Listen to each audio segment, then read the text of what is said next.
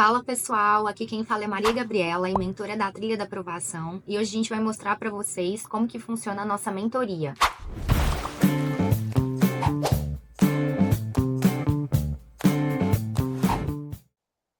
Então, vamos lá, pessoal. Em uma situação concreta, submetida à apreciação do Tribunal de Contas do Estado de Goiás, argumentou o ordenador de despesa de determinada estrutura estatal de poder que agira conforme a interpretação mais adequada do preceito constitucional X.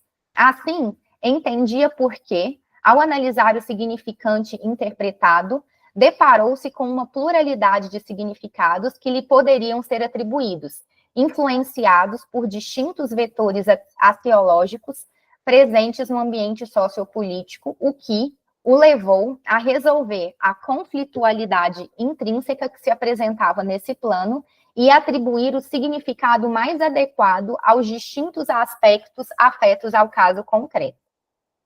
A análise da linha argumentativa apresentada pelo ordenador de despesa permite afirmar corretamente que, consoante os balizamentos prevalentes na realidade brasileira a respeito da interpretação constitucional, ao enveredar na própria atividade de criação do direito, usurpou uma atividade que é própria do Poder Legislativo.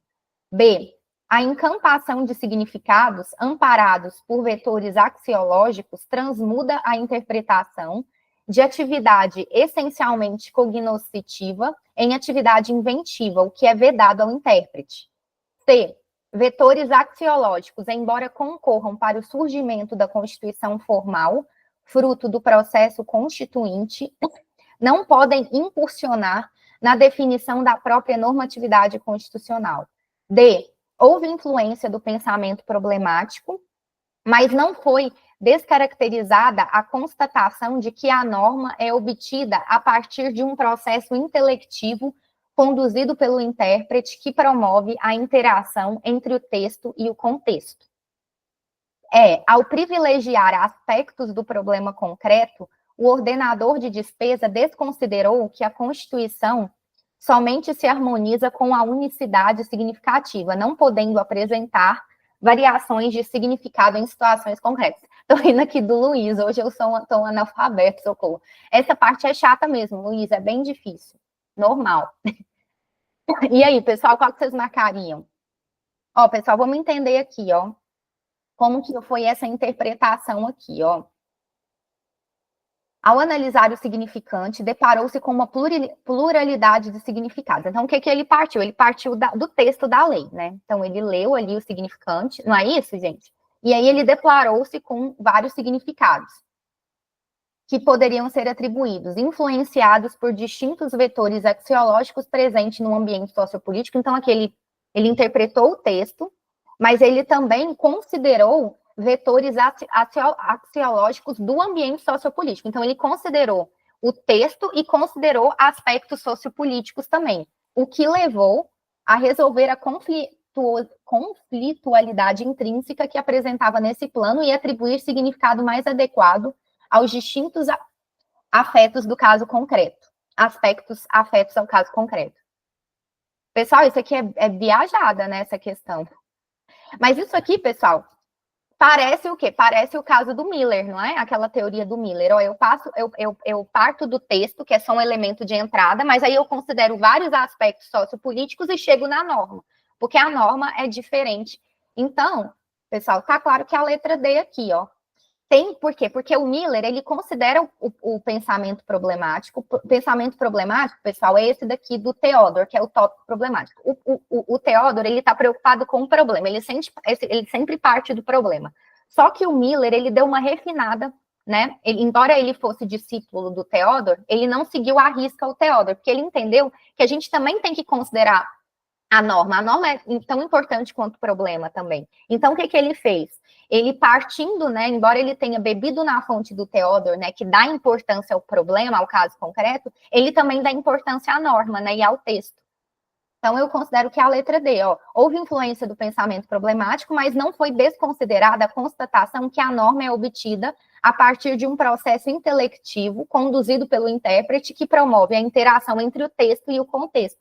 Isso daí, pessoal, É exatamente a ideia do Miller. O Miller entende que o texto é a norma, o texto é importante também, é um elemento de entrada, mas é só a ponta do iceberg, tem outros aspectos que têm que ser considerados, né? A gente tem que analisar o texto à luz do contexto, ou seja, da realidade social, para então concretizar a norma, né? E aí a gente chega assim à norma. Por isso que falou em texto, contexto, a gente está falando do Miller, que a FGV adora. Então, texto, contexto, norma.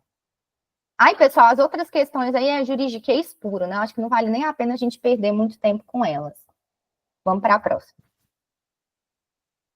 Ó, os novos métodos de interpretação jurídica, de modo algum, afastam a aplicabilidade dos métodos tradicionais, que podem ser úteis na aplicação das normas. Pois é, Rafa, o mais difícil da questão anterior é você ler o enunciado, porque o enunciado, parece que eles fazem questão de botar muito termo rebuscado, muito termo técnico da área jurídica, para a gente assustar com o enunciado, mas se você conhecer as teorias e saber, assim, que é uma jurisprudência da FGV cobrar muito o Miller, eu acho que a gente já conseguia ali direcionar a questão e não se perder muito naquela prolixidade da FGV. Eu acho que era a técnica ali. Se você perdesse muito na prolixidade ali, sem manter o foco de saber o que ela exatamente ela queria, era o caminho. E aí, pessoal, o que vocês acham dessa? Ó, os novos métodos de interpretação, de modo algum, afastam a aplicabilidade dos métodos tradicionais que podem ser úteis na aplicação da norma. Certo ou errado, pessoal? Certo, né, pessoal? Então, a gente sempre vai utilizar, quanto mais método, a gente vai aumentando o nosso repertório ali de método de interpretação, né? Um método tradicional não afasta a aplicação de outros métodos ali, né? Então, olha só, os métodos de interpretação têm como uma de suas principais finalidades estabelecer limites à discricionariedade do intérprete por meio da fixação de parâmetros destinados a reduzir o subjetivismo e racionalizar a aplicação judicial do direito. Nesse sentido, a existência de novos métodos de interpretação visa aperfeiçoar a atividade técnica dos intérpretes, não ocorrendo qualquer tipo de impedimento em relação aos métodos tradicionais. Então, pessoal, a gente pode utilizar vários métodos simultaneamente. A gente pode utilizar os métodos tradicionais, né, e agregar esses métodos tradicionais outros métodos, né? Um não exclui o outro, é como eu fosse aumentando o meu repertório de métodos. Na verdade, ocorre uma amplitude maior de possibilidades de interpretações dos dispositivos em prol de sua melhor aplicabilidade. A gente tem mais ferramenta, né, para